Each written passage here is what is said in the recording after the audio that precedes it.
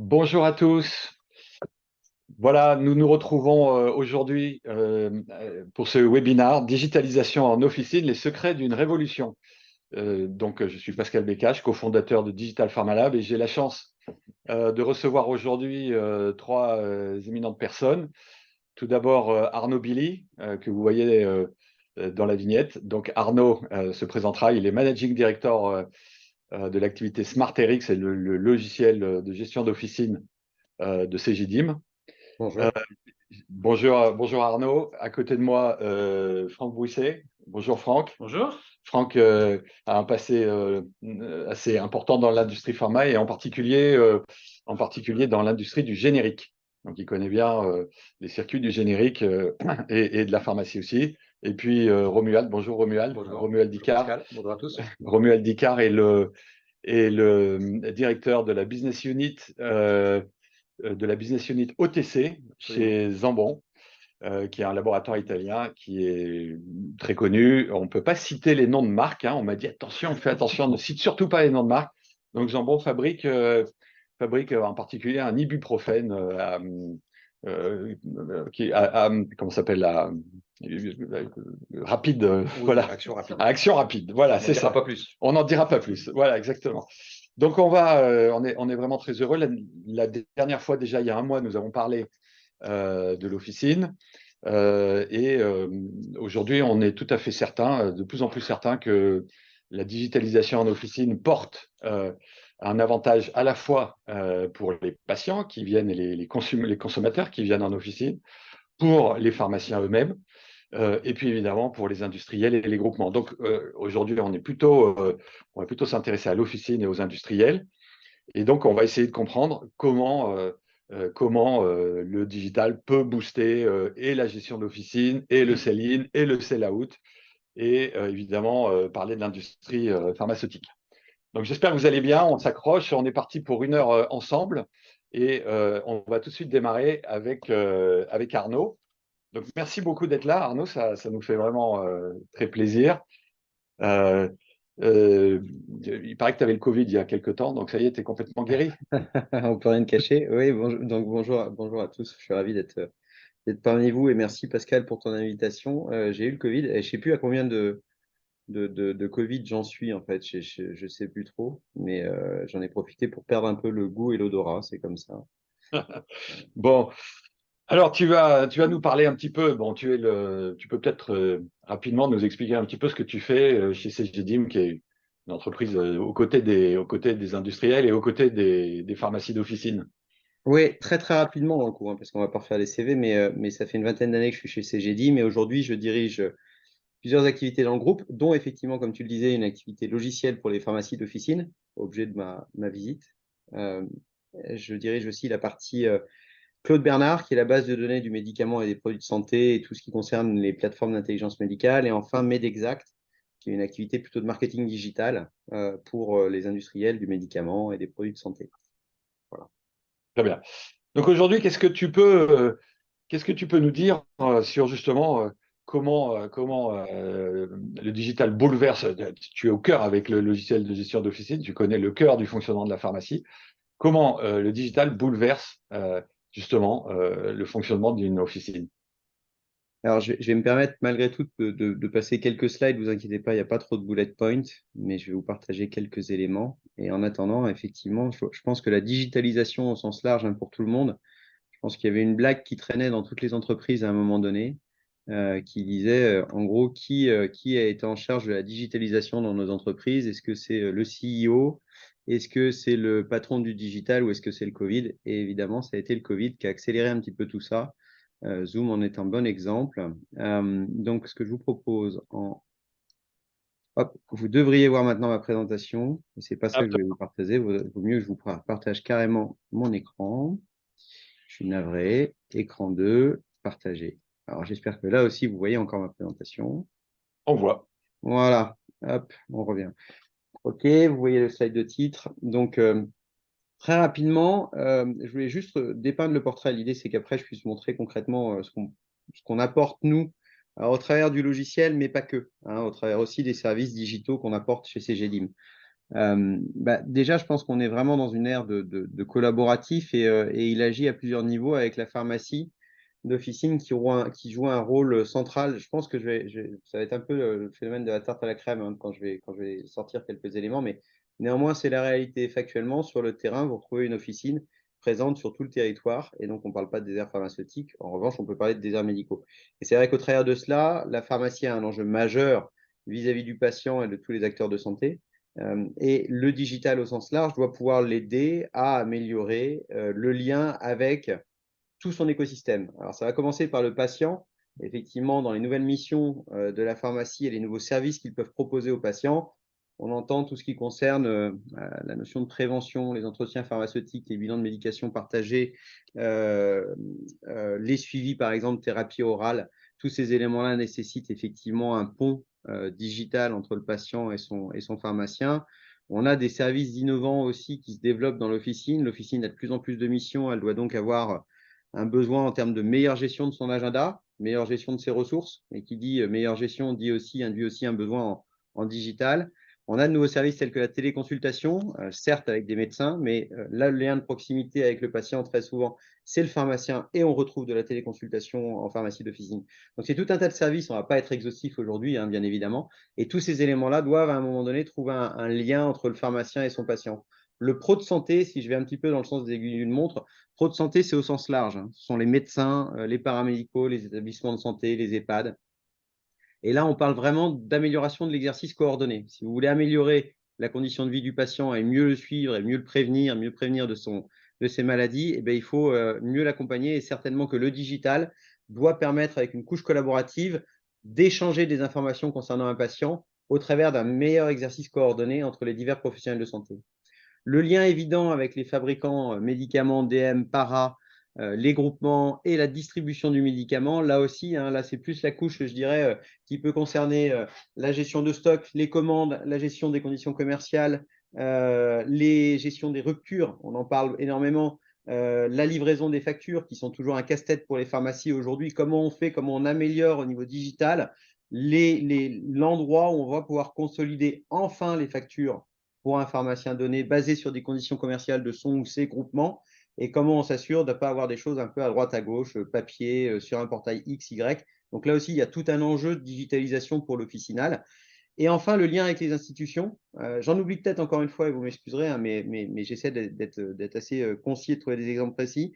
Sur les institutions, vous en avez tous parlé, et je ne suis pas certain que tout le monde sache exactement ce qu'il y a dedans, mais le Ségur, en l'occurrence, quand on parle d'institutions, je sors du cadre, on va dire ANSM, HAS, hein, mais plutôt des institutions type ANS ou DNS. Il y a un pont direct aujourd'hui avec tous les professionnels de santé, mais bien évidemment aussi pour les pharmaciens. Le sujet du Ségur, on est en plein dedans.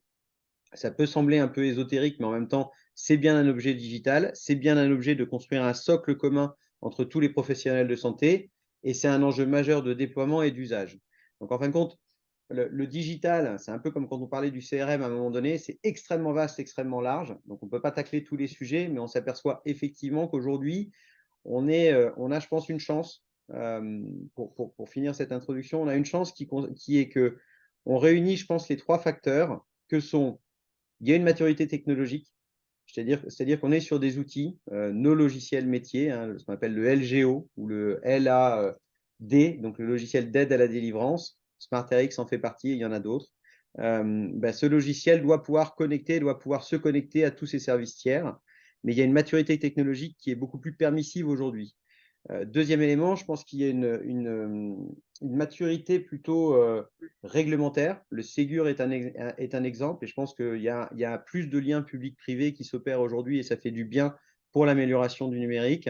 Et enfin, il y a, je pense, une maturité culturelle. Alors, on n'y est pas complètement, hein. Je pense qu'on est encore, sinon il y aurait de l'usage partout, sinon 90% des pharmacies pourraient faire de la téléconsultation. On en est loin. Mais on est, je pense, aujourd'hui, et peut-être que le Covid y a contribué, il faut au moins que ça aide à quelque chose, je pense que ça a accéléré des usages numériques qui auraient pu mettre encore plus longtemps pour se révéler. Donc il y a aussi cette maturité culturelle. En filigrane, entre guillemets, de toute cette discussion, je pense qu'on ne manque pas d'idées, ça c'est toujours un peu le mal, on ne manque pas d'idées. Dans l'exécution de nos idées en matière de digital, il y a toujours un sujet, et je pense que Pascal, tu es le premier à travailler là-dessus, on a un enjeu sur rapport à l'argent, comment on fait. C'est-à-dire que ça nécessite des investissements. Qui dit innovation dit investissement. Et quels sont les business models qu'on peut monter ensemble pour apporter justement cette innovation aux professionnels de santé, courroie de confiance et de transmission vers le patient. Et je pense que c'est cette modélisation business, parfois, elle est oubliée au profit d'une super innovation qui est formidable et qui malheureusement fait un flop ou tombe justement parce que le business model n'était peut-être pas suffisamment pragmatique et nécessitait peut-être plus d'investissement que prévu. Donc voilà pour détourer un petit peu en quoi le digital bouleverse, transforme le monde officinal, mais qui est vraiment empreint du lien avec l'évolution des missions du pharmacien, du groupement et de tout l'écosystème qu'il y a autour de cela. Merci pour cette introduction très complète et qui ouvre effectivement des perspectives parce que c'est vrai que quand on pense digitalisation à l'officine, quand on est consommateur, on ignore un peu effectivement ce que font les institutions, le lien entre les différents professionnels de santé, le lien avec les fabricants, etc. On a tendance à voir quelle expérience finalement le digital va-t-il m'apporter en tant que consommateur à l'officine. Et peut-être là, tu pourrais nous dire quels sont, enfin, si c'est le bon moment, hein, quels sont, sinon je sais que tu continueras tes slides, mais quels sont, quels Là, sont, j'ai pas dit. quels sont, est-ce que CGDIM travaille intègre et travaille avec des startups innovantes, justement, puisque nous, chez Digital Pharma Lab, ce qu'on fait, c'est que un de nos objets, hein, c'est un de nos objectifs, d'ouvrir cet écosystème de startups innovantes à la majorité des professionnels de santé et des industriels. Est-ce que CGDIM travaille avec des startups innovantes? Alors, c'est un peu de teasing parce que je vais te répondre en 2 étapes, si tu veux bien, Pascal. Parce qu'on a, je pense que c'est là d'ailleurs aussi hein, tout l'enjeu qu'on a à réussir, nous tous, hein, c'est-à-dire industriels du médicament, comme éditeurs du monde du privé, comme institution, comme accompagnateurs de start-up, comme start-up. C'est comment on arrive à tous apporter notre valeur ajoutée. Donc, on a des socles existants dans des ETI, on va s'appeler une ETI chez CGDIM. On a un socle existant et je voulais juste vous présenter quelques éléments de ce socle existant basé sur ce que je viens de vous dire. Et après, on ira sur la partie, si tu veux bien, Pascal, comment on accompagne et comment les startups peuvent aussi accompagner cette démarche. Je fais jamais de lien d'opposition, justement, mais plutôt de la vraie complémentarité et de la synergie entre nos grandes entreprises, nos ETI et les startups. Donc, j'ai un petit film, hein, parce que je sais que vous êtes bien installés dans votre siège de cinéma. Malheureusement, ça va être en cinéma muet. On a eu un petit souci, effectivement, en faisant le test à l'instant. Mais donc, je vais me permettre de parler sur ce que je voulais vous montrer en une minute 30, si vous voulez bien votre attention. Je vous le montre de suite sur les capacités de CGDIM à vous accompagner et à accompagner, on va dire, le patient et le pharmacien au quotidien dans son parcours. Excusez-moi, vous voyez bien la vidéo? Très bien. Ok, ça sera vidéo, donc sans le son. C'est le moment aussi reposant où on se concentre sur l'image. Donc là, effectivement, on a bien évidemment notre partie LGO hein, qui va permettre de faire la délivrance du médicament. Claude Bernard qui vous apporte tout ce qui est connaissance du médicament et lutte contre la iatrogénie. Vous avez bien sûr tout ce qui est PharmaML. Pour la plupart d'entre vous, vous connaissez pour assurer un niveau optimal des stocks et une optimisation de la prise de commande. Ces médias, bien évidemment, vous permettent de faire tout ce qui est communication indoor, outdoor, digital ou figital, dirons-nous, dans votre officine pour optimiser la visualisation de vos produits. On a des outils maintenant mobiles parce qu'on est à l'ère du mobile pour accompagner les ventes. On a de la prise de rendez-vous, de la téléconsultation. Heureusement que je connais un peu le film hein, quand même. Je cite pas les marques, hein, pas trop. J'évite, je suis désolé. On travaille bien sûr avec Side Pharma pour tout ce qui est gestion de bons couponing. On travaille sur tout ce qui est gestion de la facturation, qui est un énorme enjeu sur la dématérialisation des facturations. Et ça, on sera amené à en parler certainement tous ensemble prochainement. Bon, là, on est toujours sur la gestion de la facturation, du tiers payant. Donc, on est vraiment sur la dématérialisation. C'est clairement du digital. C'est du flux, ça se voit moins que ce que l'on peut voir, on va dire, en promotionnel, mais c'est essentiel pour l'officine. On a une activité de BI, donc qui dit digital dit aussi analyse de la performance de l'officine, analyse de la performance du groupement, selon des données sell-in, sell-out, gestion de stock, achat-vente. Et tout ça, on l'apporte aujourd'hui au travers d'une marque ombrelle qui s'appelle CGDIM Pharma et qui regroupe en fin de compte tous ces savoir-faire. Donc, je voulais vous présenter ça très rapidement. Je pense que ça vaut mieux encore plus que, enfin, ça vaut encore mieux que mon discours, je dirais, même si je ne me suis pas privé d'en faire un. Et puis, effectivement, Pascal, maintenant qu'on a présenté un petit peu tout ce que l'on faisait, peut-être encore une fois pas exhaustive, mais assez complète sur ce qu'on pouvait apporter pour accompagner la disruption et le digital dans l'officine, tu m'as posé une question qui était vraiment comment CGDIM accompagne les startups ou comment les startups peuvent mieux travailler avec des groupes comme CGDIM pour apporter de la valeur ajoutée aux pharmaciens dans le digital. Et très clairement, moi, l'une des visions qu'on a dans le monde du logiciel, c'est de pouvoir s'ouvrir justement pour apporter de nouveaux services et de la valeur aux pharmaciens. Je pense qu'on a vécu un temps, il n'y a pas si longtemps d'ailleurs encore, où on était assez fermé, peut-être assez autarcique. Et je pense qu'on a ouvert complètement, on va dire, la techno l'a aidé et je pense que l'état d'esprit l'a aidé aussi à s'ouvrir beaucoup plus vers des outils tierces ou des services tierces pour pouvoir porter ces services-là au sein de, je vais le dire, au sein de l'outil de production et au sein de l'outil du quotidien du pharmacien, puisqu'il est sur son LGO, si vous voulez, tous les jours, en permanence, pour traiter la délivrance pour leurs patients. Et donc, il faut trouver un moyen intelligent de pouvoir connecter ces services tiers sans pour autant que cela devienne, et c'est un enjeu que l'on a pour nous, sans pour autant que cela devienne un arbre de Noël, puisque aujourd'hui, comme vous le savez, il y a énormément de startups, énormément de services, et tout l'enjeu pour nous, c'est de savoir justement quelle est la pertinence dans l'UX, dans le parcours utilisateur de mon pharmacien, quelle est la valeur ajoutée que je vais lui porter, et comment je lui apporte de l'innovation sans que ce soit réellement perturbant pour son quotidien. Et donc, c'est tout l'enjeu que j'ai à mettre en place et ce n'était pas si simple que cela. Et je veux m'assurer que si je mets en place des liens avec ces sociétés tierces, il y a un vrai usage donné dans le digital. Et donc, c'est vraiment cette perspective-là qui est essentielle pour nous. Et donc, j'en profite, cher Pascal, puisque tu m'en as fait l'honneur. Et ben moi, je te fais l'honneur de te présenter une news qui est arrivée ce matin et qui est donc, pour un exemple très clair, une alliance et plus qu'une alliance, une prise de participation majoritaire de CGDIM au sein d'une startup. Cette startup s'appelle Feeling. Alors pour les anciens, on chante toujours Feeling, oh, oh, oh, qui n'a rien à voir. Mais en l'occurrence, Feeling, qu'est-ce que ça fait? On en est très très fiers. Feeling, c'est vraiment une plateforme d'intelligence artificielle au service du pharmacien pour sécuriser l'équipe officinale et le patient face aux risques médicamenteux et réglementaires.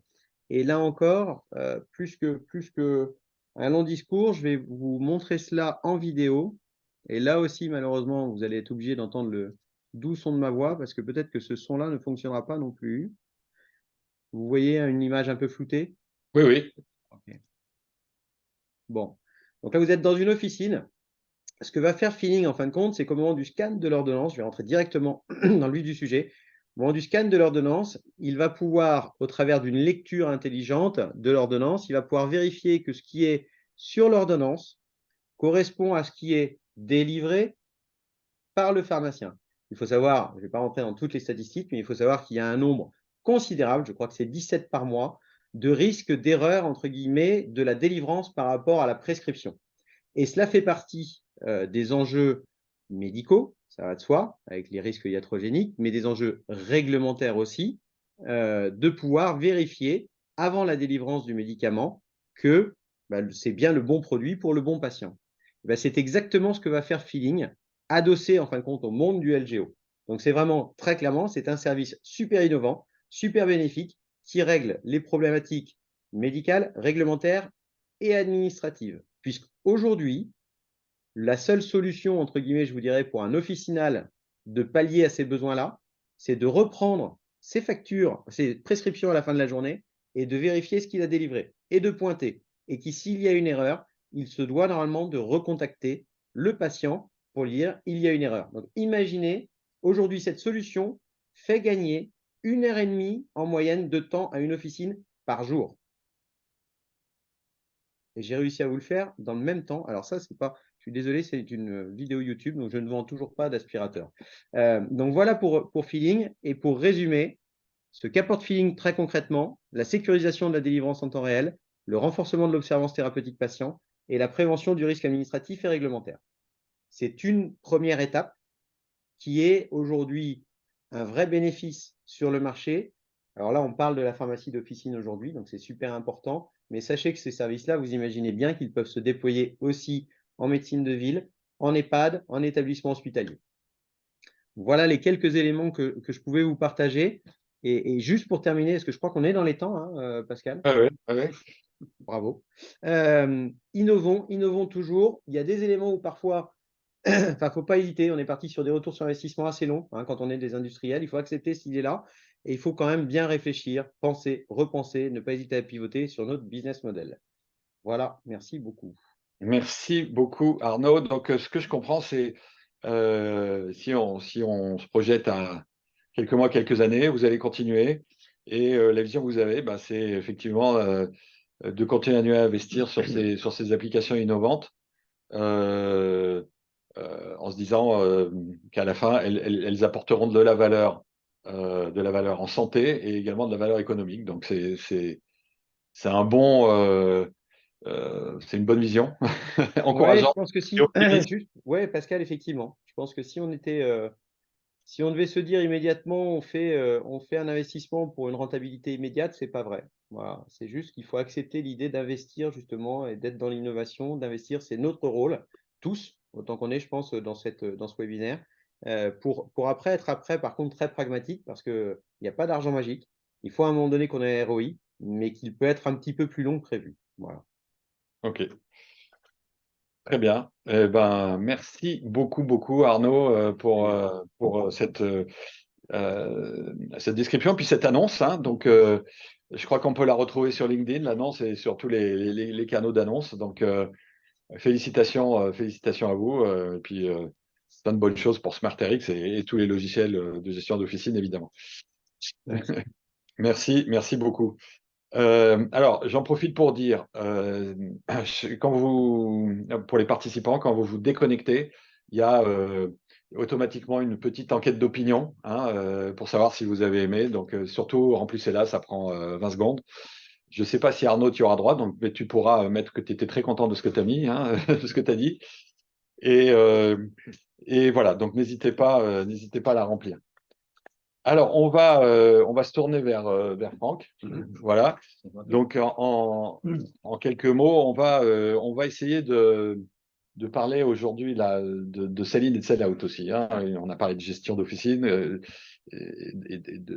d'application au service des officinaux. Le sell-in et le sell-out, c'est plutôt la vision, cette fois, des industriels, que ce soit les industriels du générique ou les industriels de l'OTC ou de la vente libre.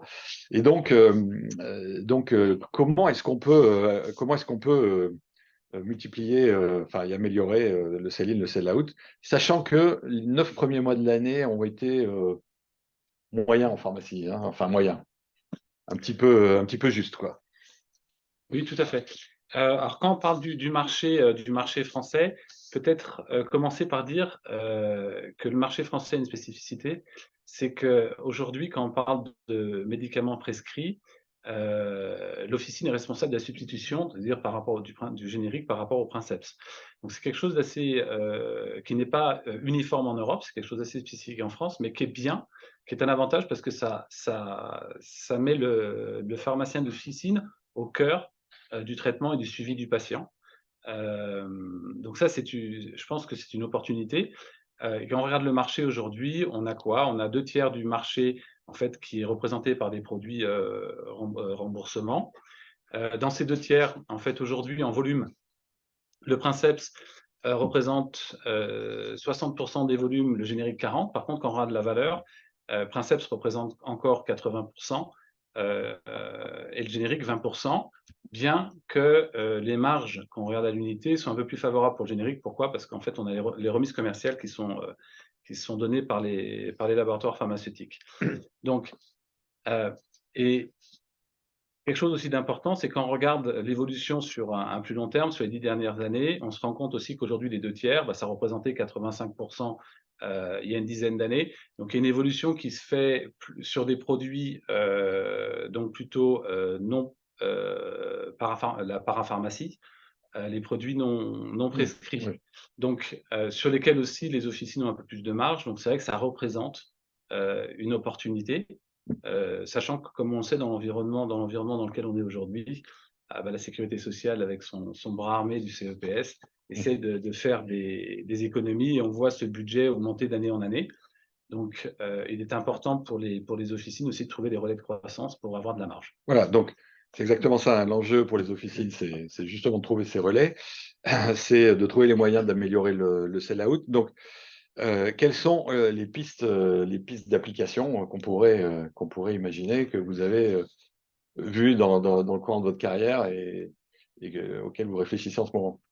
Moi, je crois énormément, à la vraiment le travail entre le pharmacien, le médecin et le patient, ça doit évoluer. Il doit y avoir une totale transparence, et chacun a son rôle. Le pharmacien d'officine, il a un rôle, et puis il a son rôle à plusieurs niveaux. On l'a vu brièvement, mais dans les prescriptions, on a souvent des interactions entre les médicaments, et là, il a un vrai rôle, d'alerte, pour voir ces interactions. On parle, dans différents domaines, l'épilepsie, Alzheimer aussi. En plus, quand on regarde la population, vieillissante, en fait, on va avoir de plus en plus de comédication, et donc là, le pharmacien a un rôle, très, très important, justement, de contrôle et d'accompagnement du patient. Dans la même voie de l'accompagnement du patient, sur beaucoup de produits, de maladies, les maladies chroniques, et c'est vrai que, le patient retourne de manière régulière à l'officine. Certains produits sont plus contrôlés que d'autres. Donc si on parle dans les troubles de la concentration, on retrouve des molécules comme le méthylphénylate, qui doivent être gérées avec beaucoup de précautions.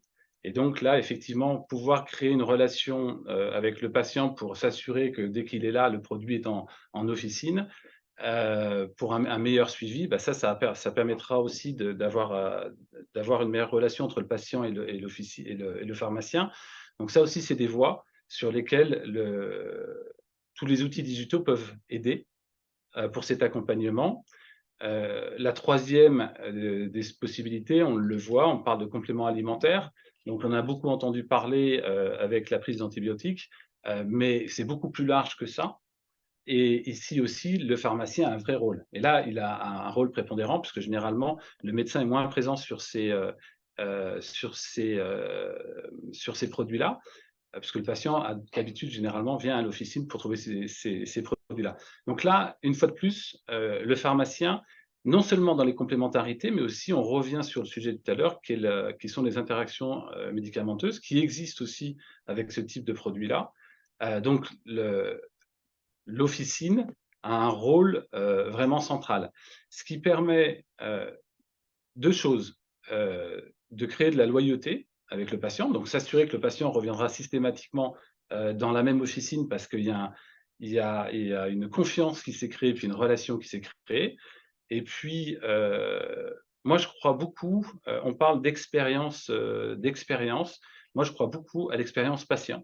On a tous à un moment ou à un autre été malades, et c'est vrai qu'on a tendance à revenir, là où les gens nous ont bien aidés, et ces outils, on a vu la démonstration, avec la présentation précédente, c'est vraiment des outils, qui peuvent aider au quotidien, qui font gagner du temps, qui permettent une meilleure gestion, et surtout qui vont créer cette relation, une relation étroite entre le patient et le pharmacien d'officine. Donc c'est vraiment des axes, dans lesquels il faut investir. C'est la médecine de demain, parce que ça va également, permettre petit à petit d'aller sur de la médecine plus préventive. Oui. Et donc ça va ouvrir de nouvelles portes. Donc le digital, dans ce sens-là, c'est vraiment une vraie opportunité.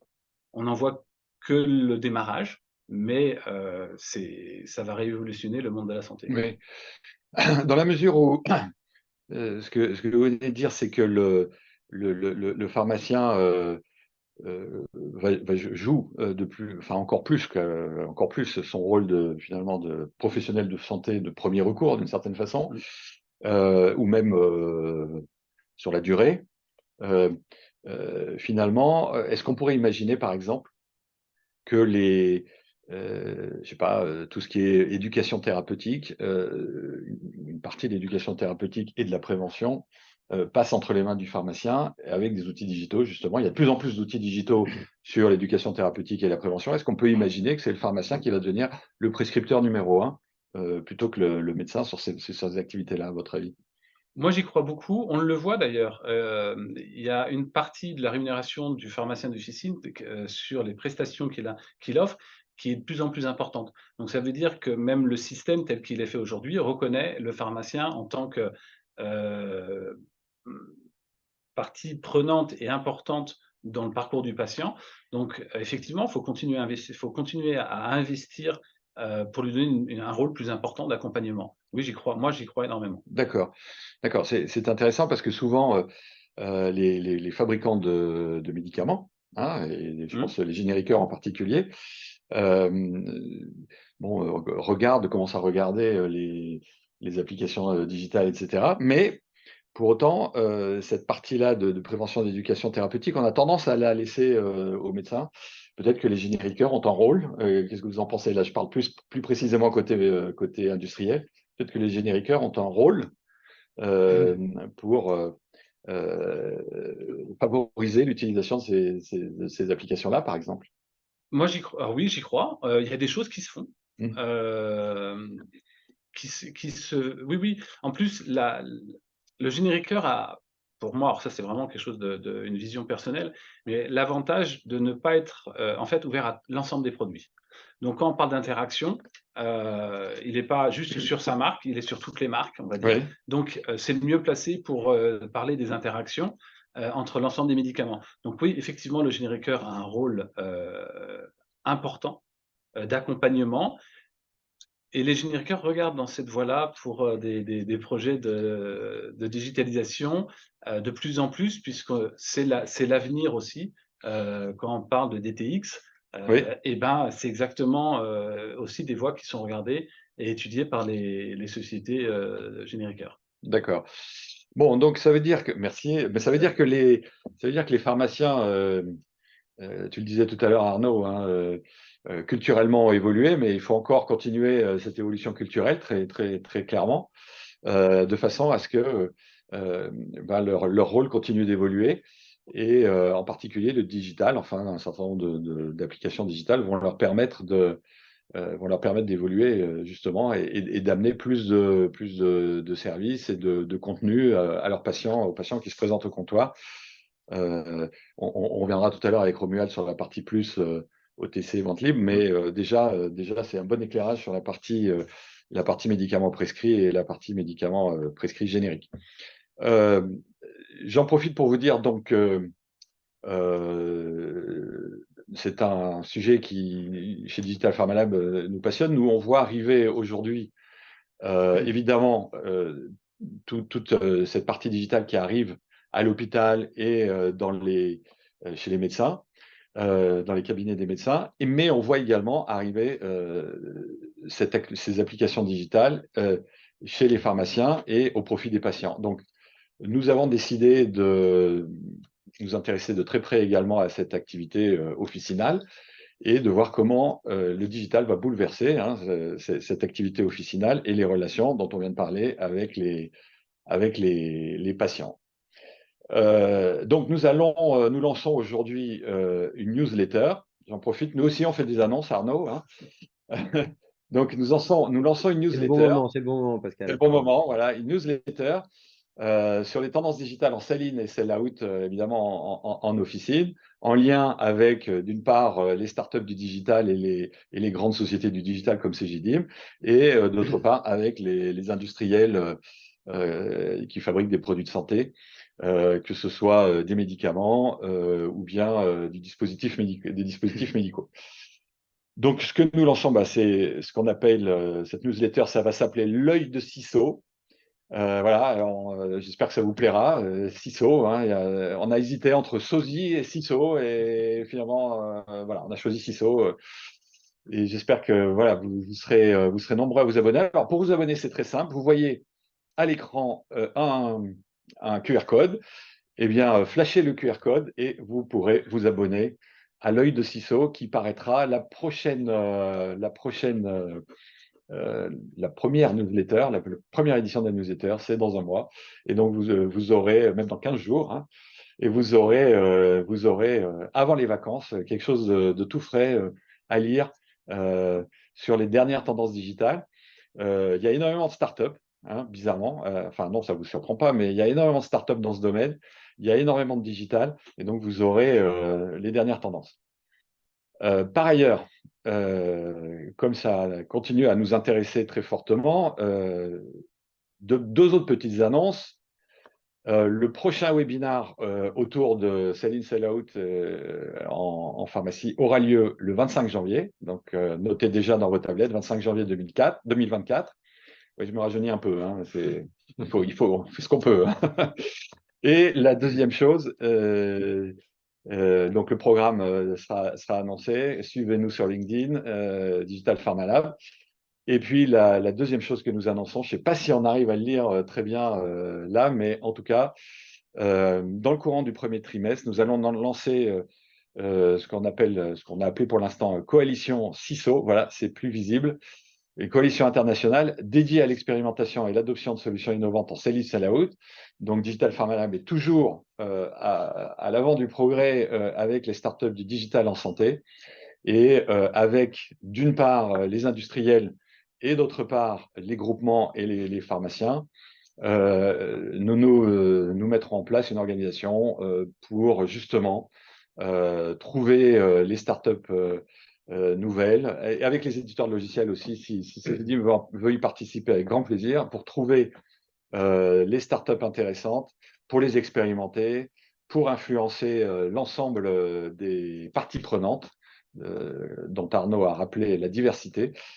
Et voilà, donc au 1er mars, normalement, on devrait lancer. Si vous êtes intéressé, signalez-vous et on sera vraiment ravis de vous y accueillir. Voilà, donc il y a également comment s'appelle, une enquête de satisfaction, je l'ai déjà dit. Hein, donc, dès que vous vous déconnectez, vous pourrez remplir cette enquête. On va se tourner maintenant vers Romuald Dicard. Oui. Bonjour, il a été très sage jusque-là. Bonjour, Voilà. Je vous écoutez. Donc, Romuald Dicard est directeur de la business unit OTC de Zambon France. Zambon Group est une société italienne basée à Milan. Basé à Milan, absolument. Voilà. Avec d'ailleurs, puisque tu en parlais, un écosystème digital intéressant, puisqu'on a à Milan une zone qui s'appelle Open Zone, dans laquelle on réunit tout un tas de startups. Voilà, donc ça c'est sous la responsabilité de nos fondateurs. Donc on investit aussi beaucoup d'argent sur ce système digital. Voilà, juste voilà. ma petite pub pour l'Italie, pour la maison. Tu as vraiment raison, parce que Zambon Group est une société mondiale, mais c'est ce qu'on appelle une mid-size pharma. C'est pas la big pharma. Donc, c'est une mid-size pharma familiale, tu l'as rappelé Absolument, au départ, hein, et qui a consacré effectivement beaucoup d'argent pour construire cette open zone et faire venir des startups, des fonds d'investissement, des incubateurs. Donc, c'est effectivement très impressionnant. Et ça montre le pari que prend une entreprise comme Zambon dans le digital. Donc, vous y croyez à fond, quoi. On y croit à fond. Vous y croyez à fond. Il y a pu voir ça en vrai. Voilà, en vrai. Effectivement, on a fait une learning expédition avec un laboratoire à Milan, et on a eu la chance d'être accueillis chez OpenZone. Donc, aujourd'hui, là, on va parler plutôt d'OTT. Hein, oui. Donc, comment le digital redessine les partenariats avec l'industrie pharma. Quels nouveaux services peuvent accélérer le sell-out en pharmacie? C'est le rêve de tout le monde. Hein. Comment on accélère le sell-out? Est-ce que le digital peut accélérer le sell-out en pharmacie?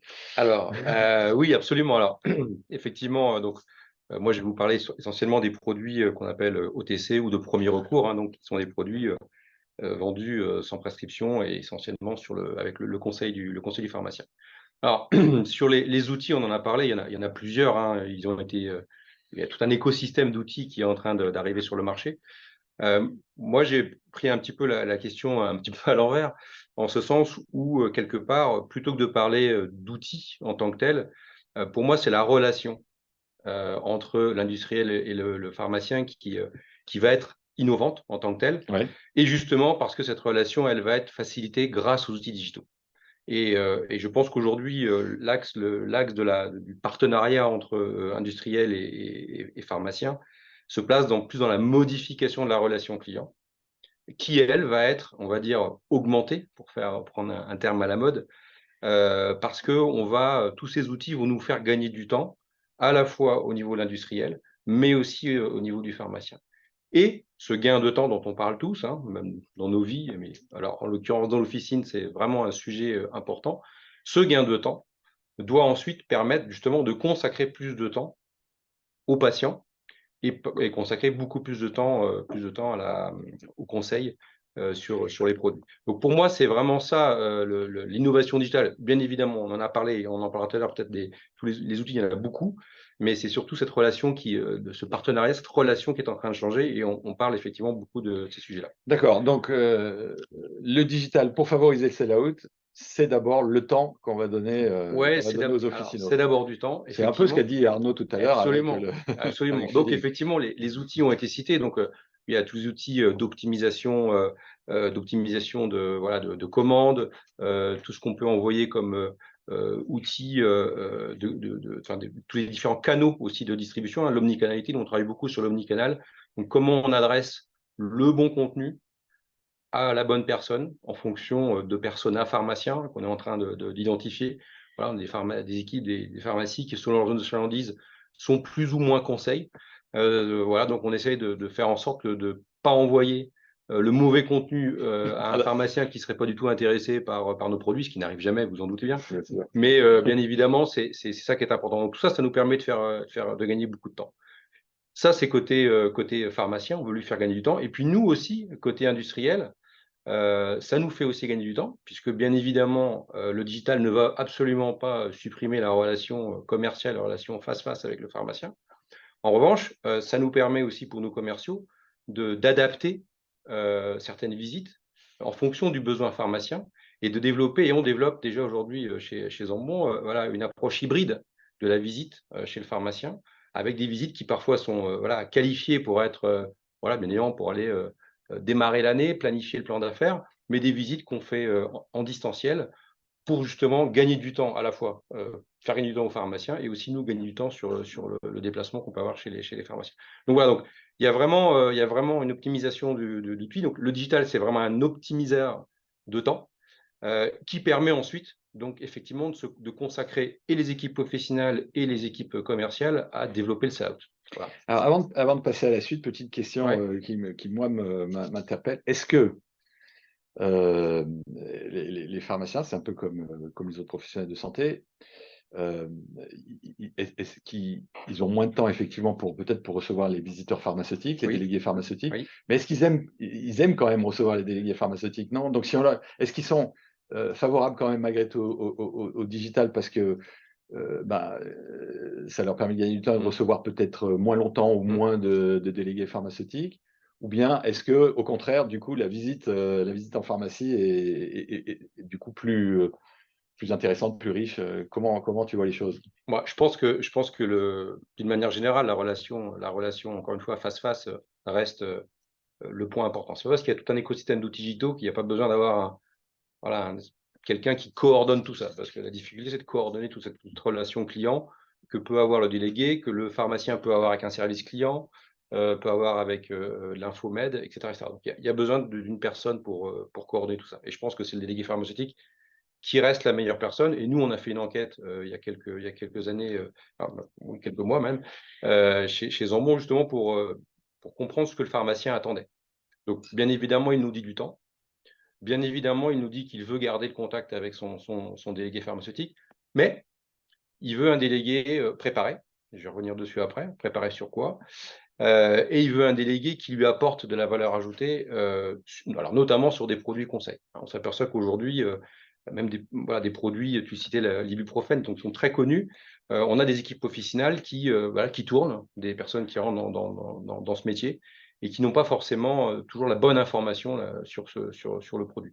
Donc, il y a une vraie attente des pharmaciens sur la présence de délégués, mais pour apporter du service, apporter de la valeur produit, de la valeur service à l'officine. Si c'est, entre guillemets, juste maintenant pour prendre une commande, ça ne suffit plus. Oui. Voilà, on est passé à autre chose. Ça. Et l'autre chose, c'est justement du sell-out. C'est ça. Avant qu'on continue, j'en profite pour dire, si vous avez des questions, notez-les, mettez-les sur la conversation du Zoom, et puis évidemment, ça nous permettra d'y répondre rapidement. Donc, merci. Donc, Romuald, ok, donc gagner du temps, garder quand même une relation humaine et favorable. Mais quels autres types quels autres types de gains tu espères avec le digital? Alors nous, encore une fois, on attend des gains sur la partie conseil. Donc, dans la relation aujourd'hui avec les officines ou les groupements, bien sûr, on discute conditions commerciales, bien sûr, on discute de plans de trade, de choses comme ça, mais on parle aujourd'hui surtout beaucoup de solutions digitales. D'accord ? C'est aujourd'hui un sujet important, et notamment sur un point que je viens un peu d'évoquer, qui est la formation produit. Et là, il y a des vraies attentes des groupements et des pharmacies sur la formation produit. Donc, on travaille en collaboration pour apporter du contenu sur nos produits et de faire aussi en sorte que ce contenu il soit facilement accessible par l'officine, le pharmacien et son équipe officinale. Donc ça, c'est vraiment des axes forts. L'idée de tout ça, ça a été dit tout à l'heure, c'est de renforcer l'expérience utilisateur du patient. Parce qu'on sait que, notamment sur l'OTC, le conseil pharmacien doit être très bon. Sinon, si l'expérience patient n'est pas bonne, très vite, le pharmacien peut disqualifier. Le pharmacien qui vous a donné le mauvais produit pour l'atout, peut être très vite disqualifié. On switch. Donc, il y a un enjeu de fidélisation aussi pour le pharmacien. Je crois que ça a été dit tout à l'heure par Franck. Donc, ça, c'est hyper important. Et sur un sujet aussi sensible que la santé, donc l'automédication, il doit s'instaurer une relation de confiance très forte. Et la confiance ne peut s'installer que si le service et l'expérience utilisateur est bonne. Donc, nous, en tant qu'industriels, notre mission, bien évidemment, c'est de fabriquer des produits fiables, qui répondent à des pathologies, dans l'automédication aussi, mais aussi, vis-à-vis du pharmacien, d'apporter la bonne information, le bon service sur la molécule et les avantages qu'elle peut procurer à un patient, avec des arbres de décision, etc. Donc ça, c'est vraiment très, très important aujourd'hui dans la relation. Et les outils digitaux permettent de faciliter toute cette délivrance d'informations. On retrouve ce que disait Franck sur le conseil, la prévention, la qualité de ce que délivre le conseil que délivre le pharmacien, et qui est le professionnel de santé de premier recours, ce qu'on disait tout à l'heure, d'éducation thérapeutique, etc. Je sais que, par exemple, que vous allez lancer des produits originaux dans le domaine de la innovant dans le domaine du innovant, c'est le bon terme, dans le domaine de l'herpès labial. Absolument. Mais avec une galénique particulière. Absolument. Donc il faut vraiment bien former les officinaux pour que les patients consommateurs utilisent au mieux le produit. Donc on ne peut pas juste distribuer au comptoir le produit, le médicament. Il faut également expliquer comment ça marche pour en tirer le maximum de bénéfices. C'est notre positionnement, nous, en tant que laboratoire Zambon, c'est d'apporter vraiment c'est rare d'innover en OTC, de trouver des nouvelles molécules ou des nouvelles formes galéniques. Là, effectivement, comme tu le disais, sur l'herpès labial, on arrive avec cette innovation unique sur le marché, sur un marché sur lequel il n'y a pas eu d'innovation pendant plus de 20 ans déjà. Donc, on a vraiment, et là, pour le coup, la forme galénique est totalement innovante, comme je viens de le dire, et effectivement, on ne peut pas se tromper, le pharmacien ne peut pas se tromper dans son conseil, parce qu'il y a besoin d'une démonstration d'utilisation au produit. J'en dis pas plus, mais voilà. Donc, et là, du coup, le digital, des vidéos d'aide à la délivrance ou d'aide au conseil sont vraiment des solutions hyper impactantes.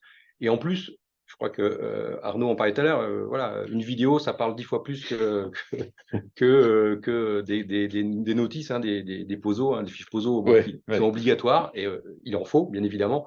Mais voilà, c'est quand même plus sexy d'avoir une vidéo pour expliquer comment on positionne un produit et contrer l'herpès labial. Et donc là, le digital nous aide énormément pour lancer une innovation. Ça, c'est très bien. D'accord. On attend de voir. Oui, c'est prévu pour fin janvier. Voilà, on attend, sur le marché fin janvier. On attend de voir. Je pense que tout le monde sera mis au courant à ce moment-là. Amélioration de l'expérience, amélioration et optimisation, agrandissement du rôle du pharmacien. Donc le digital permet beaucoup de choses. On a parlé de digital, j'allais dire un peu presque traditionnel. Il y a maintenant une vague qui arrive, qui est l'intelligence artificielle, avec les intelligences artificielles génératives, dont on n'a encore pas bien vu toutes les possibilités. Donc j'imagine que aussi bien pour les logiciels de gestion d'officine que pour l'expérience patient, les IA génératives vont être une évolution radicale. Non, enfin, si vous avez peut-être une idée. Oui. Pas encore. Si, on a quelques idées. Ouais. Alors non, mais voilà, aujourd'hui, on sait que voilà, le digital et toutes ces solutions-là, bon, voilà, c'est clairement des éléments qui vont vraiment donner la main aux patients, hein, pour prendre en main, si je puis dire, sa santé, notamment son automédication. Donc ça, c'est très important. Donc on en est qu'au début. Aujourd'hui, il y a encore, je pense, beaucoup de solutions à inventer, beaucoup de solutions à tester, certaines qui vont être à supprimer, et aussi beaucoup de solutions qu'il va falloir coordonner, hein, au risque, in fine, finalement, de ne pas gagner de temps, de ne pas faire gagner de temps aux pharmaciens, et aussi de perdre le patient. Donc, aujourd'hui, ce qui est hyper intéressant, c'est qu'il y a beaucoup de choses, mais après, il va falloir structurer et bien évidemment avoir comment dire, un canal de communication clair. Les Anglais disent un path to purchase, clair pour le patient. En termes de nouvelles idées, alors juste avant ça, un point que je voudrais préciser aussi, c'est que toutes ces innovations vont aussi nécessiter, on n'en a pas encore parlé, mais d'adapter aussi les compétences. Alors au niveau des officines, des compétences digitales, comment on utilise ces outils-là, parce que faire un conseil vocal face-face à un patient et le faire avec des outils digitaux, c'est une autre approche. C'est comme faire une visite à distance. Aujourd'hui, c'est pas pareil que de faire une visite en face-face. On n'est pas avec les mêmes supports. Donc là, il va falloir aussi investir à la fois chez l'industriel, mais aussi, j'imagine, chez les pharmaciens sur de la compétence, des capacités des collaborateurs pour bien comprendre l'utilisation de données. On en parlait cette semaine, Pascal, puisqu'on s'est vu pour préparer cet entretien, mais voilà, je lisais un article qui disait que demain, notamment au niveau des industriels, demain, un commercial passera 30% de son temps à préparer la data, puisqu'on a parlé aussi de la data, hein, tout à l'heure, de toutes ces data, qui est le mot un peu à la mode aujourd'hui avec le digital. Mais demain, le bon commercial, les commerciaux efficients, ça sera celui qui saura bien utiliser ces data. C'est pas le tout de les avoir, c'est qu'est-ce que j'en fais et comment je propose une solution, une offre commerciale, une proposition commerciale, pardon, à mon pharmacien qui crée de la valeur. C'est ça, d'accord. Et voilà, et de la valeur pour faire du sell-out. Donc ça, c'est un point important sur lequel, au-delà des outils digitaux, il va falloir investir. Voilà. Et puis pour ouvrir un peu sur la vision du futur, voilà, on peut imaginer aussi, voilà, on en parle parfois dans certaines instances, voilà, des outils demain qui pourraient être voilà, un peu le métaverse de la pharmacie, dans lequel voilà, pourrait se rencontrer le pharmacien et le patient. Alors, soit ensemble pour discuter, soit le pharmacien pour aller chercher de l'information sur un médicament, chercher de l'information sur comment implanter mon officine, assister à un congrès sur la douleur. Et puis le patient qui, lui, pourrait aussi aller chercher voilà, une fiche POSO parce qu'il vient d'acheter un produit, etc., etc. Donc, on peut imaginer voilà, ce fameux métaverse qui permettrait d'être au croisement voilà, des professionnels de santé, des industriels et du patient. Favoriser des points de rencontre supplémentaires. Et favoriser des points de rencontre supplémentaires, qui serait peut-être aussi une manière de structurer un peu tout cet écosystème. Voilà, bon, après, il faut aimer vivre avec des casques sur les yeux, mais ça, c'est une autre histoire. Voilà. Voilà. Mais merci beaucoup pour cette vision aussi enthousiasmante. On voit qu'il y a une convergence aussi bien entre les fabricants de logiciels que les fabricants de produits, On doit travailler ensemble. voilà, que tout le monde travaille ensemble, je pense les pharmaciens d'officine et les groupements qui les accompagnent. Donc, si vous avez, on arrive au terme de notre entretien. Donc, il y a peut-être des questions. Donc, je vais regarder. On me dit, il y a peut-être des questions. Je ne vois pas là tout de suite. Il y a des questions. Si, je les vois. Voilà. Donc, première question. On en a parlé tout à l'heure, la place de la téléconsultation en officine, notamment augmentée avec les dispositifs connectés. Hein. Donc, par exemple, il y a je ne sais pas ce que fait Maya, mais je sais que Tessan, par exemple, a des dispositifs connectés. Donc, quand on s'assoit dans la cabine, on peut se connecter. Quels sont les retours d'expérience des pharmaciens? Peut-être Arnaud, avec Maya, une expérience. Alors oui, très, très rapidement et justement sans citer de marque, parce que je pense qu'il y a un tel... il y a d'un côté un énorme potentiel et en même temps, pas mal de pharmaciens avec lesquels je peux discuter se disent ouais, mais bon, je vois pas trop le potentiel. Ça, c'est un bon exemple, en fin de compte, je pense, la téléconsultation. Et alors là, augmenter, pas augmenter, c'est-à-dire avec un instrument connecté type Tessan ou avec d'autres matériaux plus légers, ce que je vois, c'est que ça fait quand même quelques années qu'on en parle, qu'il y a un cadre réglementaire, donc une modalité de remboursement dessus, qu'il y a une pharmacie sur 5 aujourd'hui en distribution numérique, une pharmacie sur 5 qui fait de la téléconsultation, plus ou moins. Donc, qu'est-ce qu'on appelle par plus? Est-ce qu'un pharmacien peut considérer que quand il en fait 10 par mois, c'est suffisant? Est-ce qu'il considère qu'il faut qu'il en fasse au moins une centaine? La problématique qu'on a là, justement, c'est que souvent on oppose dans l'innovation. Encore une fois, moi, et c'est que je suis juste un fervent convaincu qu'il y a un rôle à jouer pour le pharmacien dans la téléconsultation, accompagné dans son officine, parce que justement, très souvent, il n'y a plus de médecin et que ça réhumanise et que ça refait du lien et qu'il y a des gens qui ont besoin d'être accompagnés pour la téléconsultation. Mais que pour autant, si on essaie de se dire qu'il y a un ROI sur le mètre linéaire, eh bien non. Mais si vous pensez que Tessan, Medadom, je les cite justement, tous les acteurs, y compris nous, nous sommes lancés en se disant il y a quelques années, on va gagner de l'argent dans 3-4 ans, la réponse est non aussi. Donc c'est là où je vous disais, c'est un très bon cas d'usage il faut investir dans l'innovation et c'est à nous de porter cette innovation, y compris avec les pharmaciens qui doivent aussi investir pour apporter de l'innovation et du service à leurs patients. Merci. Merci. Autre question, et comme le temps tourne, je pense que ça sera la dernière. Là, je me tourne vers vous. Quels sont les sujets ou les thématiques digitales sur lesquelles les pharmaciens auraient besoin de se former? Tu as parlé de formation, Roméa, peut-être, mais après, tu donneras ton avis, Franck. Il y a beaucoup de solutions. Donc moi, je les connais pas toutes, j'ai pas cette prétention, mais je pense que voilà, il y a des logiciels aujourd'hui qui sont mis à leur disposition. Je pense que voilà, moi, alors, sincèrement, j'ai pas la réponse. Alors, je vais peut-être poser la question un peu différemment. Il y a tous ces logiciels qui sont les logiciels de gestion d'officine, Ouais. et puis il y a les nouveautés. Tu parlais, il y a une nouveauté, il faut accompagner l'éducation thérapeutique d'un patient, ou bien alors faire de la prévention. Est-ce que, par exemple, ça, c'est des sujets sur lesquels il faut fortement, votre expérience, et qu'il faut fortement former les équipes officinales? Absolument, absolument. Ouais. On a vraiment de la demande, même sur des produits historiques, établis, matures, hein, comme on dit, en OTC. On a systématiquement des demandes et on constate aussi que voilà, on a des équipes officinales aujourd'hui qui, voilà, ils ont un catalogue, une offre qui est assez importante et ils ont besoin aujourd'hui d'avoir des formations sur les produits.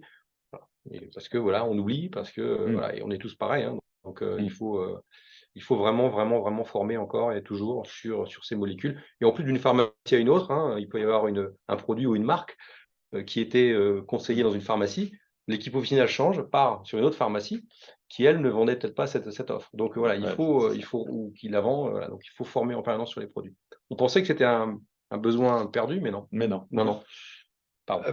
Non, merci. Non, en fait, ce que je disais, c'est une opportunité extraordinaire. Juste de manière très courte, on avait fait une réunion pour montrer des possibilités justement de data.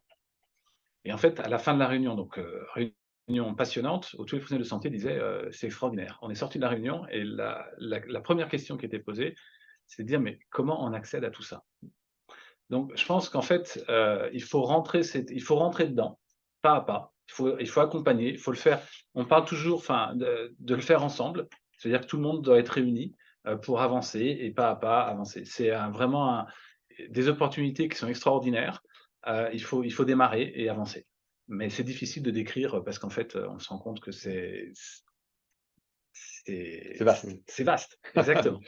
Bon, ben voilà, on arrive au terme de grand merci Arnaud, Franck, Romuald. Merci. Merci à vous Merci. qui avez suivi. Oui, Merci. merci à vous qui avez suivi, cette heure. N'oubliez pas de vous abonner à la newsletter. Tout ce qu'on vient de dire, rentrer, y aller pas à pas, se former, etc. Ben, la newsletter va y contribuer. Et puis, dans 3-4 mois, là encore, cette initiative Coalition CISO. Donc, vive le sell-in, vive le sell-out. Merci à vous et à très bientôt, 25 janvier. D'ici là, passez une bonne fin d'année, de bonnes fêtes de fin d'année. Ciao, à bientôt.